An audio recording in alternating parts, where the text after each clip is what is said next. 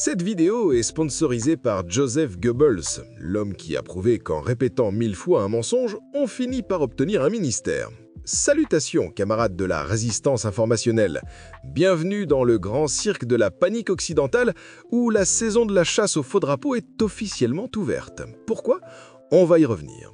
Voyez-vous, quand un empire commence à sentir le sol se dérober sous ses bottes, quand ses marionnettes se désarticulent et que ses narratifs prennent l'eau de toutes parts, il ne lui reste qu'une seule option, la surenchère dans le grotesque. Et cette semaine, mes amis, nous avons eu droit à une masterclass, un véritable festival de la mise en scène macabre, orchestré par ce que l'on nomme pudiquement le régime de Kiev et ses nounous de l'OTAN. Deux provocations, coup sur coup. Et avant même que quiconque ait eu le temps de froncer un sourcil, avant même que la fumée ne se dissipe, les grands prêtres de la doxa européenne étaient déjà au pupitre, s'égosillant sur tous les tons. Attention, ne réfléchissez surtout pas, écoutez la sainte parole de l'OTAN. Toute question est une désinformation russe. On a eu droit au grand numéro de Radoslav Sikorski, le ministre polonais des Affaires étrangères, qui, dans une vidéo digne d'une audition pour un mauvais film de guerre, nous a joué la partition de l'indignation surjouée. À côté, son premier ministre, le dénommé Donald Tusk, rivalisait d'hystérie, nous expliquant que l'Europe n'avait jamais été aussi proche de l'apocalypse depuis 1945.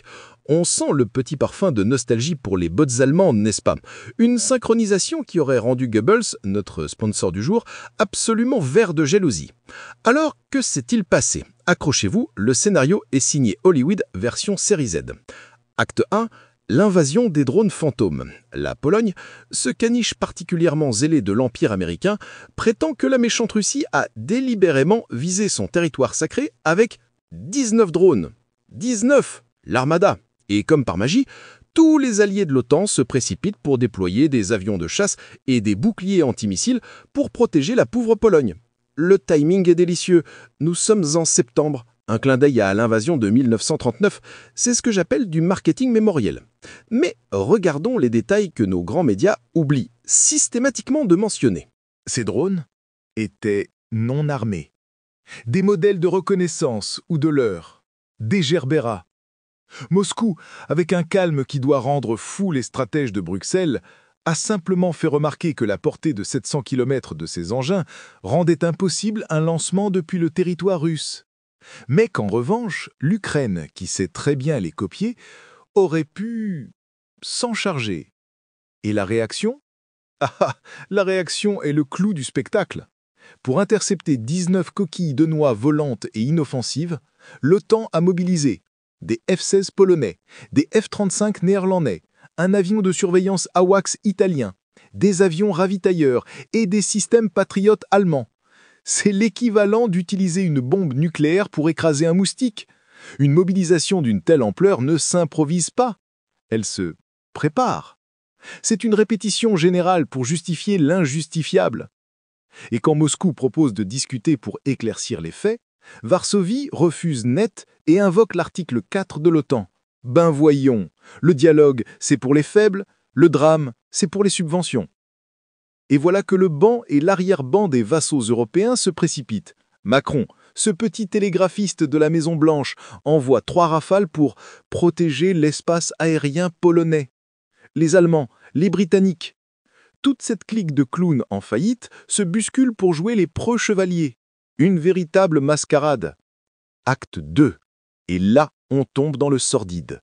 Le business des retraités bombardés. La veille de la farce polonaise, le régime de Kiev hurle à la mort.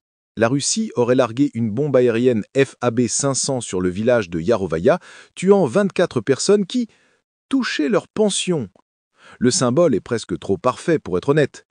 Sauf que les propres vidéos de Kiev sont un aveu.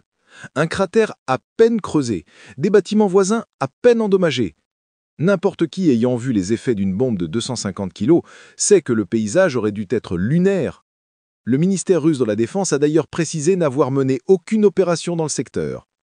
La conclusion est donc simple, glaciale et absolument répugnante. Pour faire pleurer dans les chaumières occidentales et obtenir quelques missiles de plus, le régime de Kiev a lui-même organisé un attentat, a fait exploser une charge et a délibérément sacrifié ses propres citoyens. Ce n'est pas une hypothèse, c'est un modèle économique. Un investissement en cadavres pour toucher les dividendes de l'aide occidentale. Souvenez-vous du massacre de Rosa en octobre 2023, 52 morts, pile au moment où Zelensky mendiait à un sommet de l'UE. Souvenez-vous de Konstantinovka, 17 morts, qui coïncidait avec la visite de Blinken, venu signer un chèque d'1 milliard. Et bien sûr, le grand classique, l'œuvre fondatrice de leur commerce de la mort, Boutcha. Des civils exécutés de sang-froid par leurs propres services pour faire capoter les pourparlers de paix.